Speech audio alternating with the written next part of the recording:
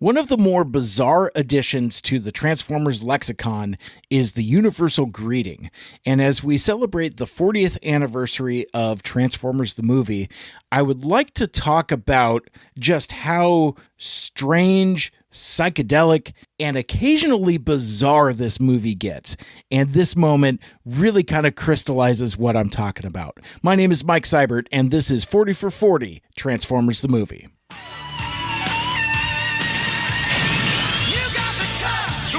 In the making.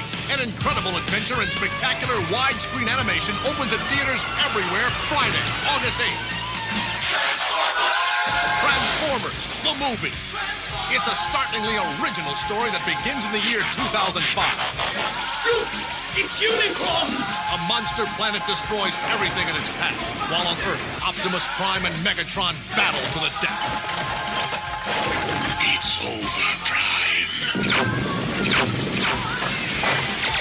It's a story that will surprise and shock even the most die-hard Transformer fans. Starring Leonard Nimoy and Judd Nelson, with songs by Weird Al Yankovic and Stan Bush. Escape into fantasy this summer, into the incredible rock and roll adventure. Transformers, the movie. Don't miss it. It's rated PG and opens at theaters everywhere August 8th. The universal greeting, introduced in Transformers the movie. It's a universal salutation, I suppose, where, according to Grizzled Veteran Cup, is a form of communication that is understood across the entire galaxy and can be used to communicate with bizarre alien species, regardless of whether you speak the language or not. It is a completely bizarre and absurd concept, and it leads to one of the not only more quotable lines from the movie, but it also has a ripple effect in terms of legacy. And another thing that is added to the spoke of the wheel of the Transformers franchise. And it's I will probably talk about in other episodes about how much of Transformers the movie is lifted and homaged and reused in so many other contexts, sometimes for good, others for ill. And it is kind of it's an interesting footnote in the legacy of Transformers the movie, how influential it actually is on other iterations of similar stories. And one of those is, of course, the universal greeting. So to set up this particular scene, Cup and Hot Rod are now marooned on the twisted planet of Quintessa. They have survived their skirmish under the sea after crashing their spaceship. They've defeated the space squid thing, and Hot Rod has successfully put Cup back together, and they're going to start their journey.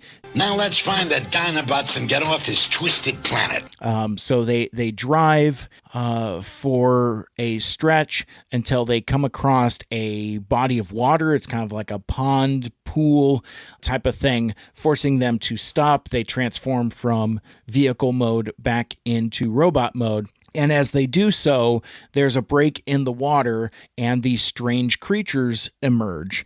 They're spiky, and they have red eyes, so that kind of indicates that they're on the bad guy spectrum. Someone set this thing to evil. But they don't speak. I know what you're thinking. Hot Rod goes to draw his weapon, and Cup kind of pushes him away, and he's like, "Don't act hostile. I'll use the universal greeting." And Hot Rod, as played by Judd Nelson, has kind of like this Gen X kind of disbelief, skepticism, cynicism type about him. He says very sarcastically, I love how Judd Nelson's vocal kind of like kicks up an octave. He's like, universal greeting? Are you freaking kidding me? What are you talking about, old timer? Universal greeting? So he gives the universal greeting. Watch, I'll have him eating out of my hand. Ba weep, grana weep, nitty bog. And depending upon how and what version you're watching, there are several different interpretations and spellings. I'm not necessarily going to spell them all out for you here, but there are there's in the TF Wiki entry, and again, I'll have links to this in the show notes. In the TF Wiki, there's a whole passage about variant spellings in terms of like, the number of A's and number of G's, and how the ninny of the ninny bong is spelled, but it's all just basically kind of like the same thing. It's like, ba weep, grana weep, ninny bong. Ba weep, grana weep, nitty bong. So you can spell it however you like, but it's pronounced pretty much the same thing categorically. So what it's supposed to be is when you give the universal greeting, the recipient is then supposed to reciprocate after you offer them an energon goodie, with not acting hostile, of course. Now, in one of the more notorious bits in Autopod Decepticast, when talking about this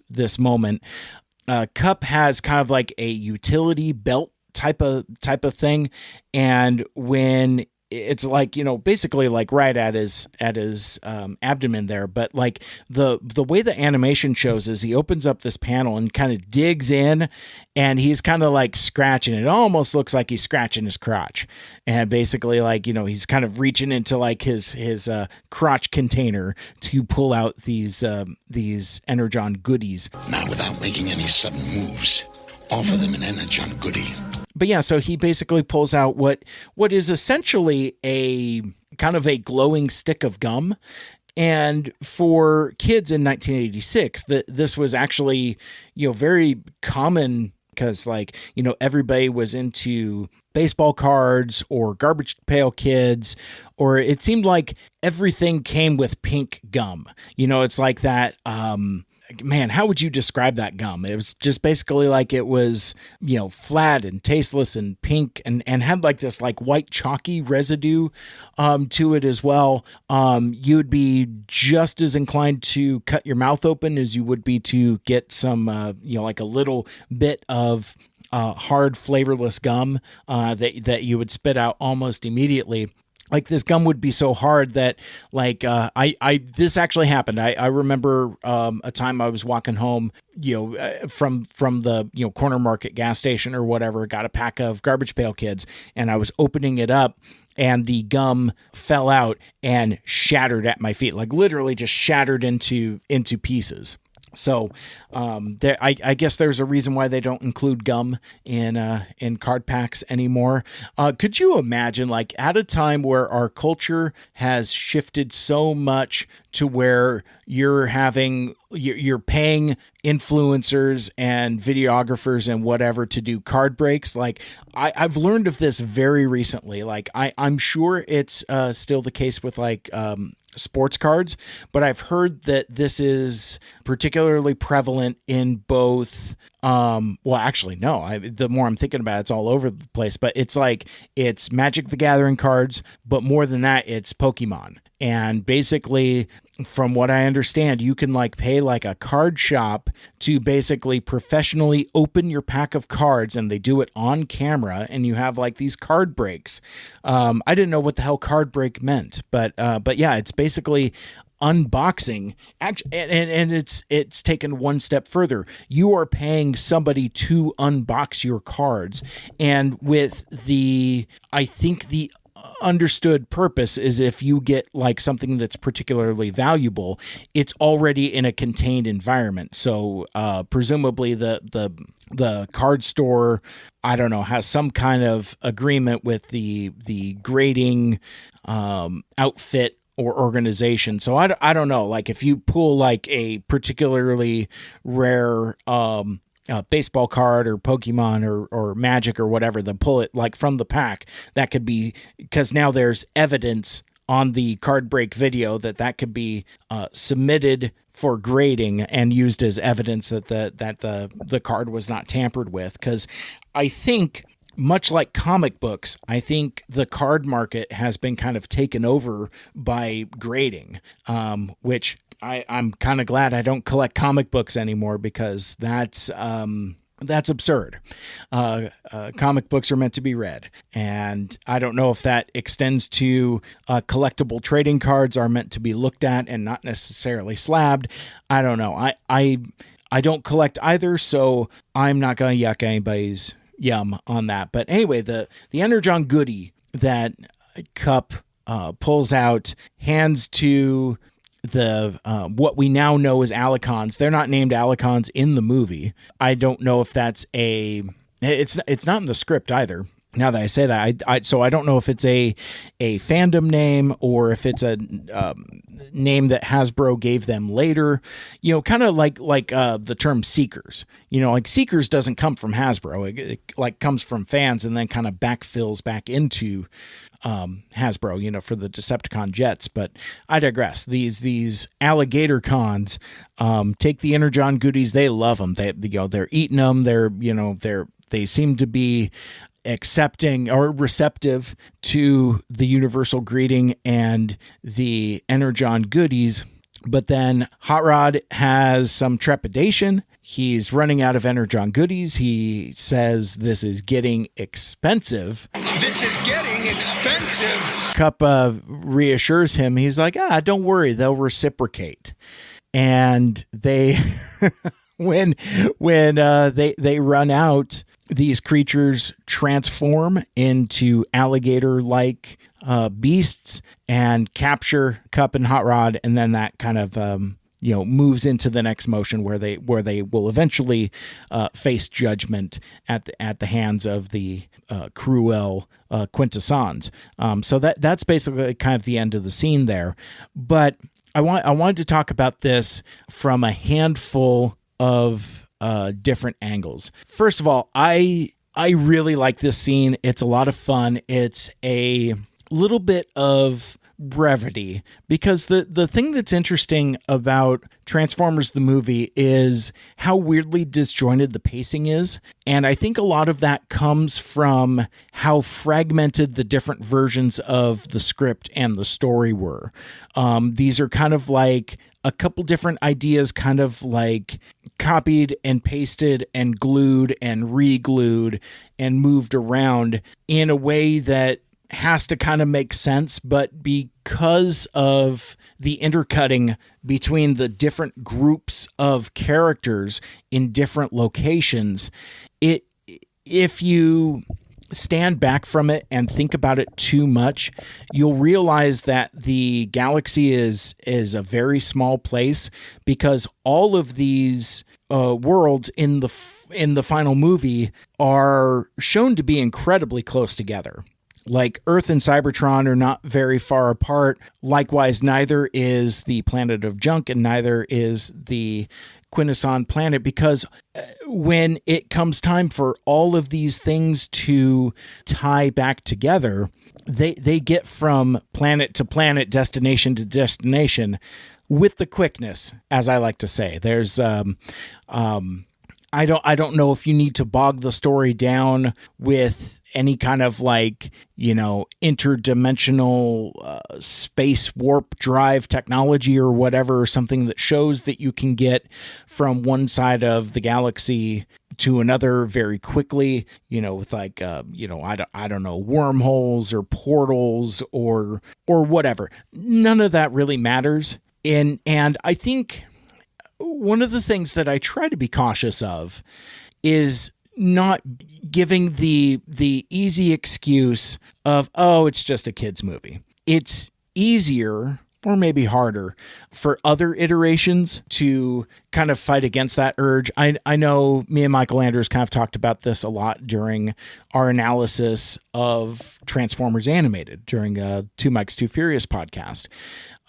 Because the writing is so smart and thoughtful and conscientious that every once in a while something happens simply for the story to happen. And at the end of the day, it's a kid's cartoon for kids. But those moments are very few and further between, so much so that when they happen, it's particularly glaring. Transformers, the movie, is kind of the opposite of that. While the writing on the Transformers TV show is good for the era, it's very much a show for kids. Whereas I think later iterations of Transformers media, because of the fan base that aged with it, it grew in sophistication along with the audience. I mean, like, by the time you get to Beast Wars in the 90s, those stories are incredibly complex and serialized, with all kinds of mature themes, and it doesn't hold your hand as much. Whereas the plots of the Transformers are relatively basic. It's like, power plant of the week, that type of thing. And Transformers the movie, for as fast as it is, like, I don't know, I've noticed this in my adult life. I'll watch some of my favorite movies, and there are glaring, gaping plot holes that you won't even notice because you extend the movie so much affection and so much grace, and oftentimes the movie is moving so fast enough that you don't even notice. And that is very much the case with Transformers the movie, because it is just pedal to the metal, relentless in your face, to where, like, the movie is ended and you're still dizzy about things that you saw in the first 15 minutes of the movie. Now, the middle of the movie here in Transformers, because I think the universal greeting sequence is firmly entrenched in the middle of the movie. And as I was curating this list of ranked moments for 40 for 40, and it was an incredibly difficult process. Like, I started off with over 60 moments and then kind of refined it and whittled it. And then I had drafts of this version that kind of overlook the entire middle of the movie, because it's kind of like top heavy and bottom heavy. And because of the way the pacing and the intercutting goes, it's, the momentum kind of drops and sags. But when you start breaking it down moment by moment, it's like, well, I can't not talk about the universal greeting. I can't not talk about the Quintesson planet. So you'll find, hopefully you'll enjoy the compromises that and solutions that I've come up with in terms of, like, talking about extended moments. Some of these moments are full ass entire scenes. Others are simply quotes or character moments. But hopefully, as I'm here in episode 4, I'm starting to find my footing, and hopefully this will work out okay for us. But anyway, kind of back to the universal greeting and kind of back to the middle of the movie. You could argue that this is kind of like it's bizarre. It's a bizarre sequence in a bizarre movie. And that is kind of the takeaway that I kind of want to start here, especially in the early scripts. But, like, we had seen weird stuff in Transformers before, and we would continue to see weird stuff as we get into season 3. Like, season 2 of the cartoon kind of dabbled in that, as we went further out into space and met, like, weird aliens and stuff. But if you try to explain this sequence to somebody who doesn't know anything about Transformers, that doesn't know anything about Transformers the movie, and you explain the sequence to them, they're going to look at you like there's something on your face, right? And that's one of the other legacies of Transformers the movie, is just how bug nuts crazy it is, and just how bizarre and weird and occasionally psychedelic. And a lot of that comes from the Flower Dairy concept art and production design. And incidentally, if you look on I'm going to refer you to a few different websites. Some of that is obviously on TF Wiki, but I also want to steer you towards the Sunbow Marvel Archive. I'll have a link in the show notes there. They have extensive storyboards, but they've also got like tons of model sheets and Florida concept artwork. And I mean, it is just like gorgeous, beautiful, intricate, and bizarre artwork. Just some crazy stuff. But then also I want to steer you towards tfraw.com, and they also have a lot of the storyboards and a lot of Floridary's artwork there. I bring that up specifically because look at the design of the Quintesson planet. You know, there's like all this like weird sea life and fish eating fish and all these other things, but like all these weird like jagged spires. And one of the things that story consultant Flint Dilley shared with me when I interviewed him a number of years ago to promote his book, The Games Master, one of the things that he said most affectionately about the movie and director Nelson Shin is the use of color. And, you know, I've talked about kind of like even in the logo, the colorway of the Transformers the movie logo specifically, with the, you know, kind of like silver to orange to magenta gradient, you know, that kind of vaporwave type of thing, and that aesthetic kind of continues throughout pretty much every sequence of the movie. Like every destination has its own vibe and feel to it. And it really gets to show off kind of like that fusion of Floridary's bizarre psychedelic art style, along with Nelson Shin's, you know, eye for weird color combinations. So all of that is to say is that the Quintesson planet is again just it's just a weird place. It's a very weird place, and one of the weirdest places that the Transformers would ever go. But I in thinking about this moment, and I picked this one for bizarre personal reasons. There's a fun little bit of dialogue, and I already talked about it earlier in the episode, but when Cup and Hot Rod are going back and forth about what these alligator creatures are going to do in return for getting these Energon goodies, but I like Hot Rod's increasing desperation. This is getting expensive, and finally throwing his hands up, and he's like, "No more. This is getting expensive. Don't worry, they'll reciprocate." I didn't realize I was gonna struggle with this, because like I've told this story 1,000 times in a different podcast. So if you're a fan of my stuff, you already know this story. I've posted on social media whenever it comes up in my memories. But like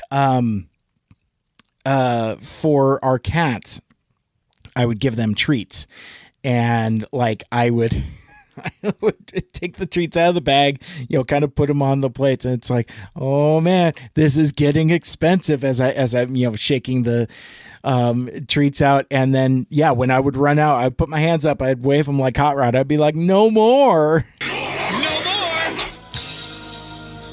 And I always like telling that story, but I realize, and I'm sorry for struggling here a little bit, but the thing that's and this has hit me a couple times on this 40 for 40 project as I've talked about things, and I've told stories that I've told for over the last 10 years of me doing podcasting, is I forget that when I tell old stories that life changes. And the story goes, cats plural, my cats, more than one. Late last year, our cat, Mr. Tater, passed away. He was 14 years old, and he passed away on Christmas day after we got home. He'd been sick for a while, but I hadn't really thought about that until I started until I started talking about it, because like I would give him treats and I'd be like, no more. Oh, this is getting expensive, and that just kind of hit me a little bit. So maybe I'll edit this out. Maybe I won't. But love your pets. I guess is the reason why I'm telling this story at all, because I always thought it was funny, and it always makes people laugh when I when I tell them that.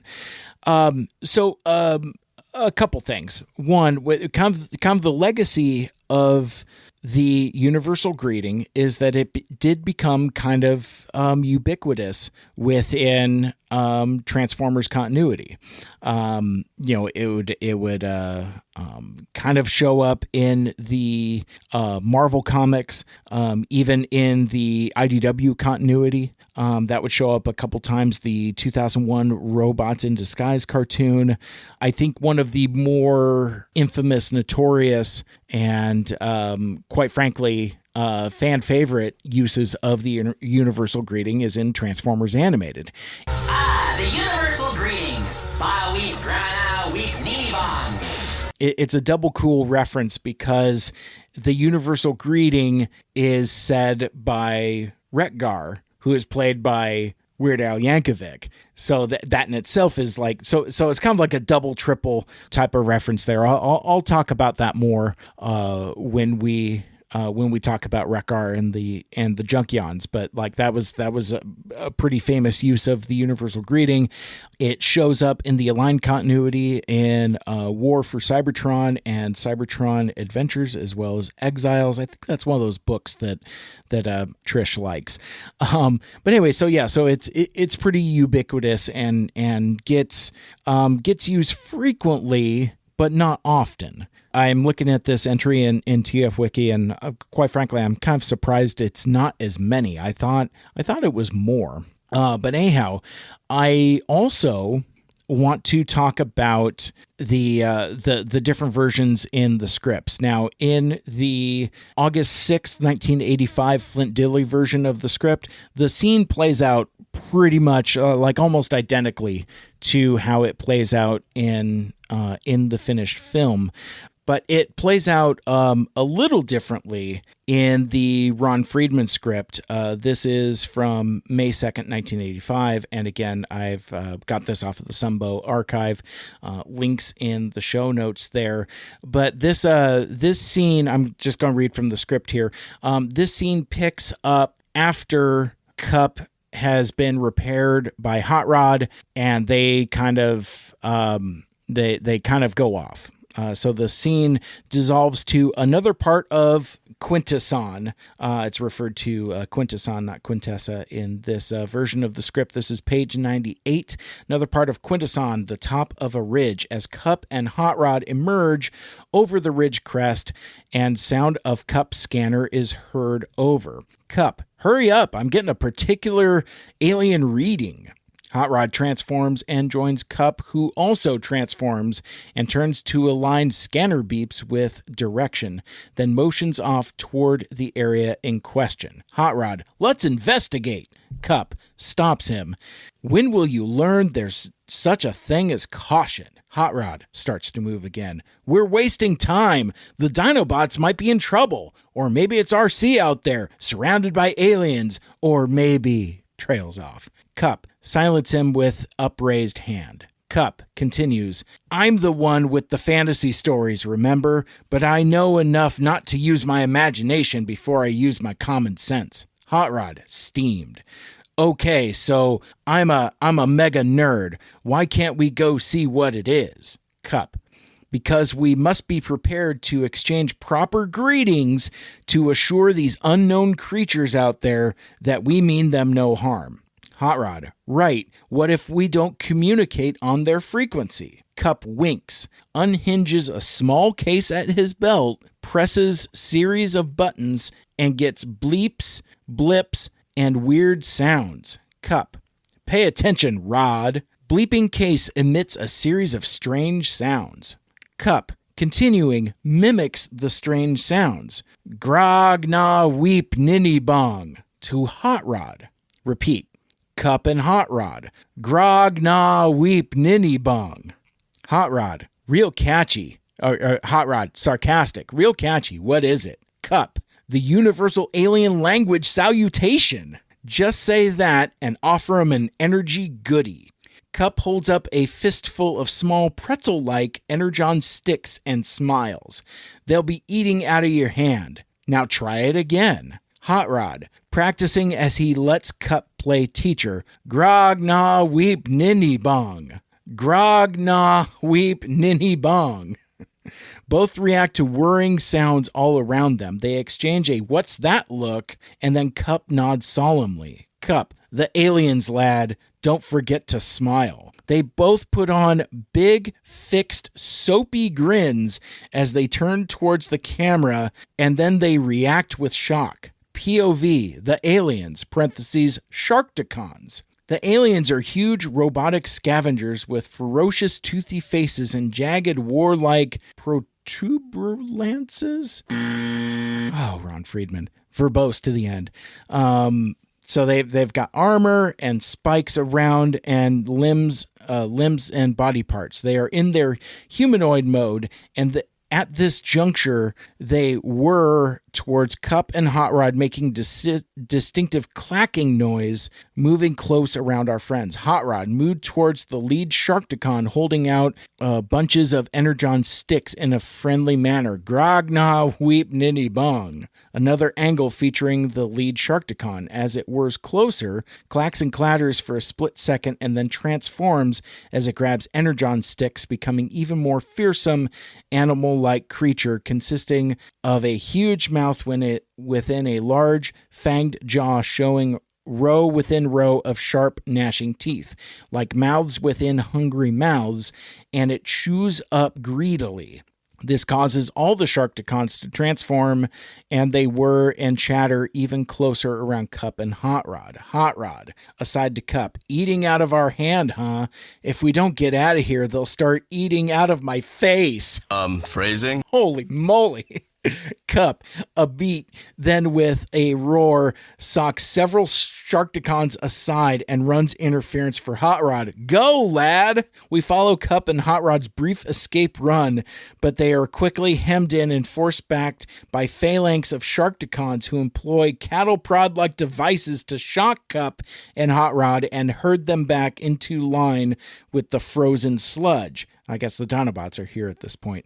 The Sharkticon leader then clacks and clatters some sort of command, and the Sharkticons start moving along with Cup and Hot Rod in a march formation. And I'm going to stop reading there. Basically, the script continues describing how there's more banter between Cup and Hot Rod as they're just kind of wrangled by Sharkticons. I love this Ron Friedman script, and I love how bizarre and crazy it is, and really just kind of how rambly it is. Not unlike this podcast, not unlike me, but it is just so verbose and loquacious. And it's funny to distill all of that down to, don't act hostile. I'll use the universal greeting. What's the universal greeting? Here's the universal greeting. Give them an Energon goodie. Ooh, they like the Energon goodie, but we're starting to run out. Don't worry, they'll reciprocate. Hey, they're supposed to reciprocate. No more goodies. Captured. End. It's like I appreciate the economy and brevity of the finished film, because again, it just moves so quickly with a music video pace. I should also mention that one of the legacies of Transformers the movie, for me specifically, is the use of vocabulary. Like I picked up a lot of my vocabulary from this movie, and there are words like reciprocate that I still use to this day. In fact, I actually just brought this up in therapy. I literally said to my therapist, I was like, well, no, I want them to reciprocate. I thought they were supposed to reciprocate. It's like, I'm giving and I want something back. I want them to reciprocate. So it's interesting, the verbosity. I don't think that's a word, but the depth of the vocabulary that Ron Friedman uses in his scripts, and even the way he speaks as well. He was incredibly eloquent. But like, it's fascinating to see a lot of that language and vocabulary carry through to the more streamlined Flint Dille script, to be streamlined even further to what we find in the finished film. But there's all kinds of stuff in there, like you know, the way Perceptor speaks, the way Unicron talks. There's just a lot of what I would consider to be upper level vocabulary, like words I had never heard at 7 years old before. So it was just kind of like, it's a weird thing to put my finger on, but it is one of the things that makes this movie stand out and makes it special, that makes it stand separately from other Transformers media. And that's where it gets even more difficult for me to explain, because I am sure I am a fan of the Transformers franchise. I like the characters and the situations and the dynamics and all of that, but more than that, I am a fan of the Transformers the movie as a singular piece of media, whether it's Transformers or otherwise, just because of everything I've said in every other episode that I've done, where, like, I mean, again, just like the visuals, the music, the dialogue, the voice acting, all of it, all of those things converge together in a jigsaw puzzle that did not and cannot exist at any other time in history. There's something special and unique about the alchemy of Transformers the movie that makes it stand apart literally from everything else. That is literally why it's my favorite movie, and why I keep coming back to it, and why I keep enjoying it and talking about it with my friends, and going to conventions and connecting with talent that have been involved in the movie, voice actors and writers and artists, and so yeah. So it's I am delighted that still 40 years later, I keep finding, on one hand, a lot of the same stuff, but kind of like through a different kaleidoscope. And it gets me to tell some of my old stories from a new and different context, like, kind of connecting with the grief that I feel when our cat passed away last year. It's like I don't think I've even said that on a podcast before, and it snuck up on me while I was talking about giving cats treats, just like Hot Rod being fussy about running out of Energon goodies. So for all these reasons and more, this is a movie that has been and always will be a significant part of my life. And as you know, 2026 marks the 40th anniversary of Transformers the movie. And in celebration of that, I am counting down my favorite, most iconic moments of the movie. It's been just a iconic influence on me, and still continues to inform the content that I create. This project will go at least through the end of the year. So that's something for us to all look forward to together. And it just speaks to how important it is to me. And that was moment number 37. I'm 37? Introducing the universal greeting.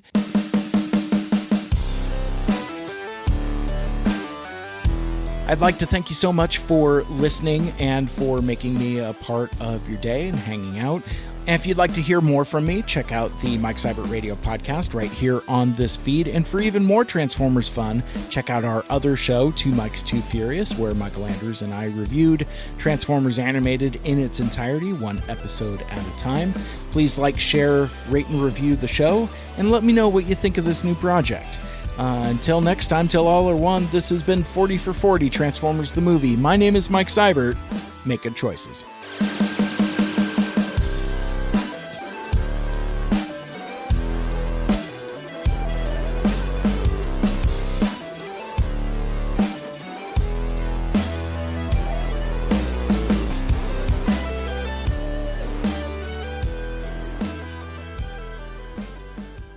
I thought they were supposed to reciprocate.